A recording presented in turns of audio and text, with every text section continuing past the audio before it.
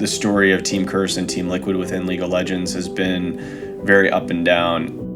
Started off with like just always falling short and being in fourth and that plaguing us, and then followed by winning, back-to-back championships and fumbling in the spring.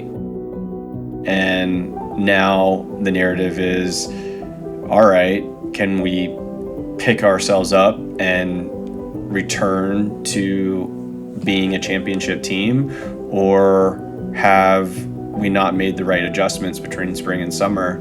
And time will tell, but I believe in the analysis and the logic that we depended on in order to make decisions, and that rationalization I think is sound. So success looks like winning a summer split championship and be on our way to Worlds, and that is the goal.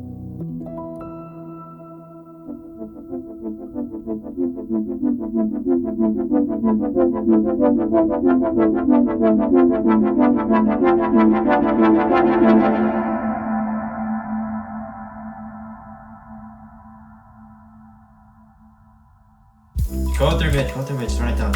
I think we're starting our 5th week of scrims right now, or 4th, I'm not sure exactly. It has been going well. We've been making improvements as a team and how we view the game. We're trying to like line it up more, so like we just have more teamwork. I'm looking too. At first, I think every team sort of goes through this. You have to like sort of drop your sology habits. So like no random plays, no random like fighting, playing the map. I think we've become more consistent in the way we played, and we've become a pretty balanced team overall. I guess the most significant change would be how we're communicating, because at the start we might have not gave specific enough information, or we just didn't say stuff that we thought someone else saw. So we can't just assume that everyone sees everything on the map, and we have to just help each other out and support each other with communication. I just want to become more knowledgeable and more concise about my thinking about bot lane first, and then I'll think about what I have to improve on later. So for now, just try to become the best bot lane player as I can be right now. What went wrong? Yeah, it's fine. You did it so much time. They're freezing. I can watch TP. Okay, I'm looking TP. It's don't worry. I'm pulling Draker though. Can you guys work? Can we start it? Okay, for this And bait them? I could turn my post ult. At any time, if you see engage, you're gonna just go. First, yeah. Can you lane up? Here? Yeah. Walk through here together. Through mid. Through river. And don't be scared, we win. 5-5. Yeah, good. Winning is not just about memorizing certain patterns and predicting them over and over in some sort of mathematical sequence. It's how you deal with variables that are thrown at you and changes, and how you're able to adapt through those more quickly than your competition. Practicing from home and playing from home and not having the same practice schedule at the Alienware training facility has definitely led us to recognize those variables and adapt. Having Jared work with the players to help reduce anxiety, and that anxiety is a result of a number of things that are even outside of competitive performance. And so I think he's been an amazing resource. My day-to-day with the team has changed because of the quarantine, and that like I'm not able to come like work with the team in person. But in terms of like my ability and my comfort level of doing it, 95% of my client sessions normally are done remotely. So I'm pretty well built for a pandemic. I'd say the bigger thing actually in terms of how my role has changed with the team is the fact that we have a new head coach and an additional assistant coach. So the fact that there are just kind of more eyeballs on the ground has really made my job quite a lot easier to then kind of know where I'm needed. And at this point, a majority of where I've been needed is, kind of helping staff and helping tactical. I'd say my biggest personal challenge for me has not been my performance wise, maybe it's been my mental. Because I'm not the kind of person who like is good at de-stressing myself. So I might like give myself extra random pressure when it's not really should be there. So I'm working on like just trying to be more, make myself feel more at ease more. So we came up with like or we talked about an optimal mindset that I should have when I'm practicing. Like it reinforces the ideas that what I'm feeling might be normal. It's not like it's anything weird and like I'm gonna be doomed over it. But so far he's been helpful. It makes me feel better every time I talk to him at least.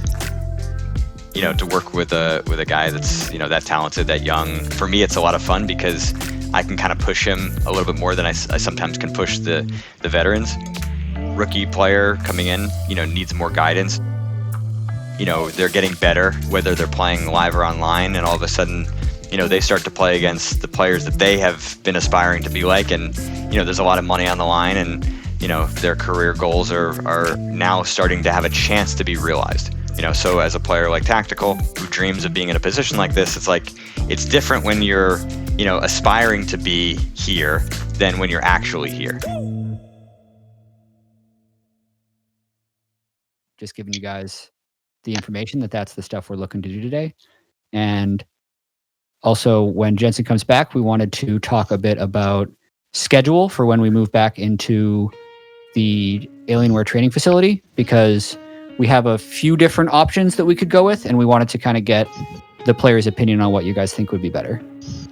When you're doing things remotely, like, there's so much that gets missed. There's so many small conversations that you can't have. It's just so much more efficient to have group conversations in person. For me, I think the facility was much better because it's pretty optimal for a practice area.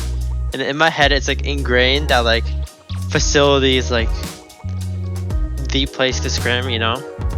I think it makes the game or environment a bit more fun too. Just being able to see your teammates in person is different than just a monitor.